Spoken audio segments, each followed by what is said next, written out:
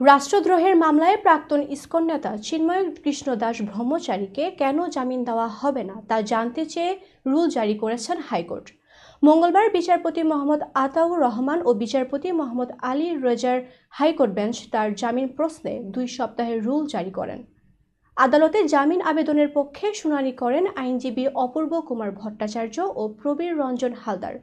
রাষ্ট্রপক্ষে শুনানি করেন অতিরিক্ত অ্যাটর্নি জেনারেল অনিক আর হক ও অতিরিক্ত অ্যাটর্নি জেনারেল আরশাদুর রৌফ।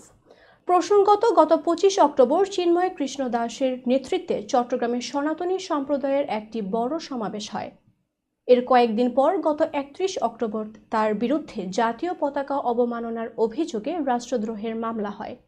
এই মামলায় আরও 18 জনকে আসামি করা হয়। গত 22 নভেম্বর চিন্ময়ের নেতৃত্বে রংপুরে আরও একটি বড় সমাবেশ হয়। এরপর রাষ্ট্রদ্রোহের সেই মামলায় চিন্ময় কৃষ্ণ দাসকে গত 25 নভেম্বর ঢাকায় গ্রেপ্তার করা হয়। পরদিন জামিন আবেদন করা হলে তার নাম মঞ্জুর করে তাকে কারাগারে পাঠানোর নির্দেশ দেন চট্টগ্রাম মেট্রোপলিটন ম্যাজিস্ট্রেট।